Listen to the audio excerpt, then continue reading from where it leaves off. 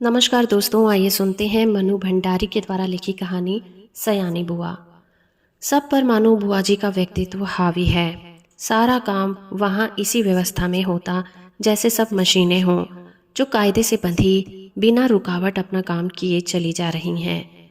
ठीक 5 बजे सब लोग उठ जाते, फिर 1 घंटा बाहर मैदान में टहलना होता। उसके बाद दूध चाय होता। उसके बाद अन्नू को पढ़ने के लिए बैठना होता। भाई साहब भी तब अखबार और ऑफिस की फाइलें आदि देखा करते थे। 9 बजते ही नहाना शुरू हो जाता। जो कपड़े बुआ जी निकाल दें वही पहनने होते थे। फिर कायदे से आकर मेज पर बैठ जाओ और खाकर काम पर जाओ। सयानी बुआ का नाम वास्तव में ही सयानी था, या उनके सयानेपन को देखकर लोग उन्हें सयानी कहने लगे थे। सो तो मैं आज भी नहीं जानती, पर इतना अवश्य कहूंगी कि जिसने भी उनका ये नाम रखा वो नामकरण विद्या का अवश्य पारख ही रहा होगा। बचपन से ही वे समय की जितनी पाबंद थी, अपना सामान संभाल कर रखने में जितनी पटु थी और व्यवस्था की जितना कायल थी, उसे देखकर चकित हो जाना पड़ता था। कहते हैं जो पेंसिल वे एक बार खरीदती थी, जब वो इतनी छोटी ना हो जाती कि उनकी पकड़ में भी ना आए, तब तक उससे काम लेती थीं। क्या मजाल कि वो कभी खो जाए या बार बार नोक टूट कर समय से पहले ही समाप्त हो जाए। जो रबड़ उन्होंने चौथी कक्षा में खरीदी थी, उसे 9वीं कक्षा में आकर समाप्त किया। उम्र के साथ साथ उनकी आवश्यकता से अधिक चतुराई भी प्रौढ़ता धारण करती चली गई, और फिर बुआ जी के जीवन में इतनी अधिक खुल मिल गई कि वे उसे अलग करके बुआ जी की कल्पना भी नहीं की जा सकती थी। उनकी एक एक बात पिताजी पर हम लोगों के सामने उदाहरण के रूप में रखते थे, जिसे सुनकर हम सभी खैर मनाया करते थे कि भगवान करे वे ससुराल में ही रहा करें, वरना हम जैसे अस्त व्यस्त और अव्यवस्थित जनों का तो जीना ही हराम हो जाएगा। ऐसी ही सयानी बुआ के पास जाकर पढ़ने का प्रस्ताव जब मेरे सामने रखा गया तो कल्पना कीजिए मुझ पर क्या बीती होगी। मैंने साफ इनकार कर दिया कि मुझे आगे पढ़ना ही नहीं है, पर पिताजी मेरी पढ़ाई के विषय में इतने सतर्क थे कि उन्होंने समझाकर, डांटकर और प्यार दुलार से मुझे राजी कर लिया। सच में राजी तो कर लिया, समझिए अपनी इच्छा पूरी करने के लिए बाध्य कर दिया। और भगवान का नाम गुहारते गुहारते मैंने घर से विदा ली और उनके यहाँ पहुँच गई। इसमें संदेह नहीं कि बुआ जी ने बड़ा स्वागत किया, पर बचपन से उनकी ख्याति सुनते सुनते उनका जो रौद्र रूप मन पर छाया हुआ था, उसमें उनका वे प्यार कहाँ तिरोहित हो गया मैं जान भी ना पाई। हाँ, बुआ जी के पति, जिन्हें हम भाई साहब कहते थे, बहुत ही अच्छे स्वभाव के व्यक्ति थे, और सबसे अच्छा कोई घर में लगा तो उनकी 5 वर्ष की पुत्री अन्नू थी। घर के इस नीरस और यंत्र चालित कार्यक्रम में अपने को फिट करने में मुझे कितना कष्ट उठाना पड़ा और कितना अपने को काटना छाटना पड़ा, ये मेरे अंतर्यामी ही जानता है। सबसे अधिक तरस आता है अन्नू पर। वो इस नन्ही सी उम्र में ही प्रौढ़ हो गई थी। न बच्चों का सा उल्लास, न कोई चहचहाहट। एक अज्ञात भय से वो घिरी रहती थी। घर के उस वातावरण में कुछ ही दिनों में मेरी भी सारी हंसी खुशी मारी गई। यूं बुआ जी की गृहस्थी जमे 15 वर्ष बीत चुके थे, पर उनके घर का सारा सामान देखकर लगता था मानो सब कुछ अभी कल ही खरीदा गया हो।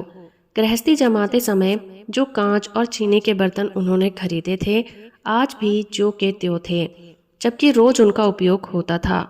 वे सारे बर्तन स्वयं खड़ी होकर साफ करवाती थी। क्या मजाल कोई एक चीज भी तोड़ दे। एक बार नौकर ने सुराही तोड़ दी थी। उस छोटे से छोकरे को उन्होंने उस कसूर पर बहुत पीटा था। तोड़ फोड़ से तो उन्हें सख्त नफरत थी। ये बात उनकी बर्दाश्त से बाहर थी। उन्हें बड़ा गर्व था अपनी इस सुव्यवस्था का। वे अवसर पाकर भाई साहब से कहा करती थी कि यदि वे इस घर में ना आती तो न जाने बेचारे भाई साहब का क्या हाल होता।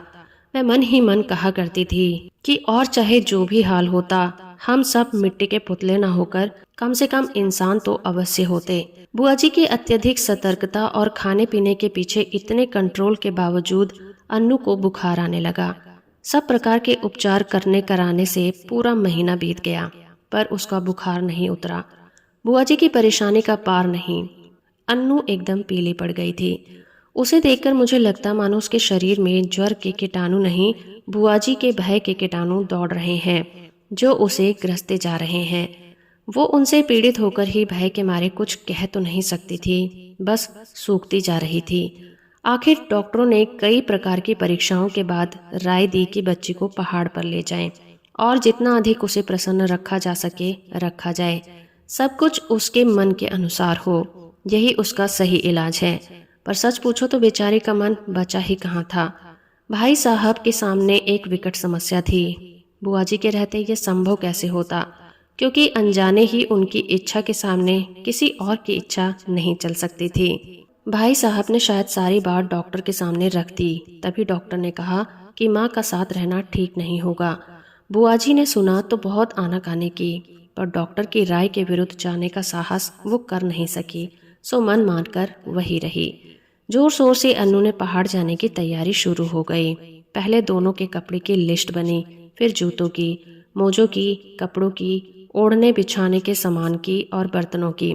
हर चीज रखते समय वो भाई साहब को सख्त हिदायत देती थी कि एक भी चीज खोनी नहीं चाहिए। देखो ये फ्रॉक मत खो देना, 7 रुपए मैंने इसकी सिलाई के दिए हैं। ये प्याले मत तोड़ देना, वरना 50 रुपए का सेट बिगड़ जाएगा। और हाँ, गिलास को तुम तुच्छ समझते हो, उसकी परवाह ही नहीं करोगे, पर देखो ये 15 बरस से मेरे पास है और कहीं खरोच तक नहीं है, तोड़ दिया तो ठीक नहीं होगा। प्रत्येक वस्तु की हिदायत के बाद वो अन्नू पर आई। वो किस दिन किस समय क्या खाएगी उसका मीनू बना कर दिया। कब कितना घूमेगी, क्या पहनेगी, सब कुछ निश्चित कर दिया।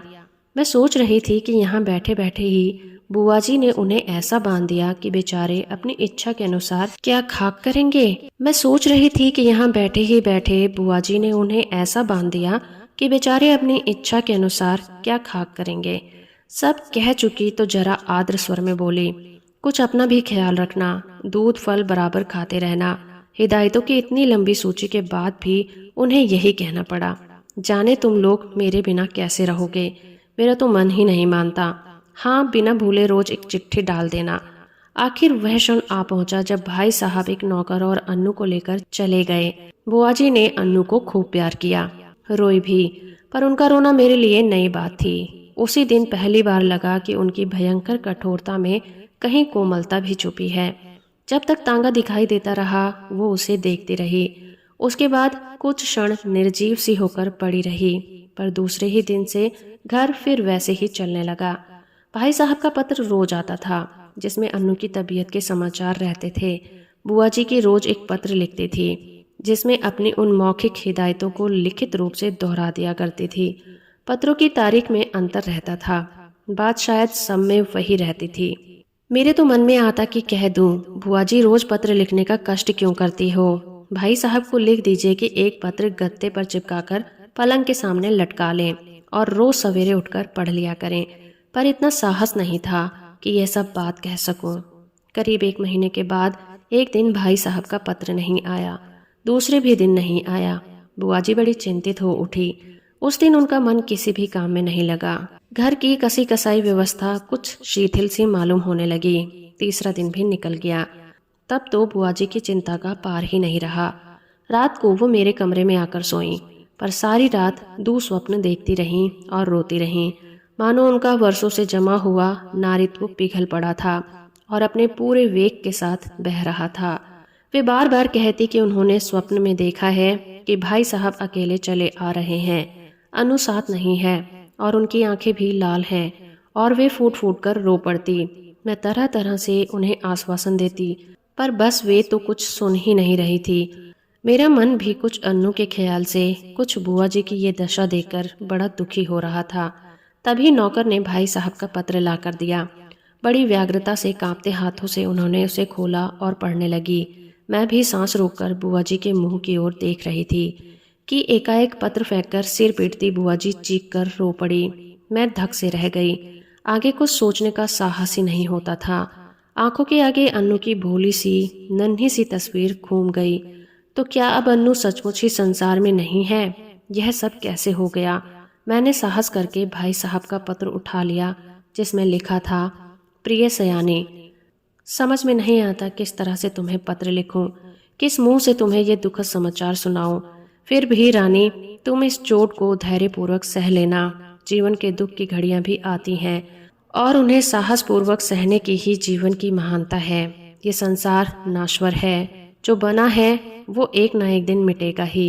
शायद इस तथ्य को सामने रखकर हमारे यहाँ कहाँ है कि संसार में माया से मोह रखना दुख का मोल है। तुम्हारी इतनी हिदायतों के और अपनी सतर्कता के बावजूद मैं उन्हें नहीं बचा सका। इसे अपने दुर्भाग्य के अतिरिक्त और क्या कहूँ। यह सब कुछ मेरे ही हाथों होना था। बात शायद सब में वही रहती थी।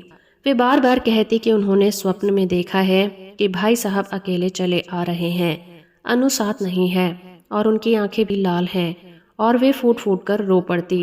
मैं तरह तरह से उन्हें आश्वासन देती, पर बस वे तो कुछ सुन ही नहीं रही थी। मेरा मन भी कुछ अन्नू के ख्याल से, कुछ बुआ जी की ये दशा देखकर बड़ा दुखी हो रहा था। तभी नौकर ने भाई साहब का पत्र ला कर दिया। बड़ी व्यग्रता से कांपते हाथों से उन्होंने उसे खोला और पढ़ने लगी।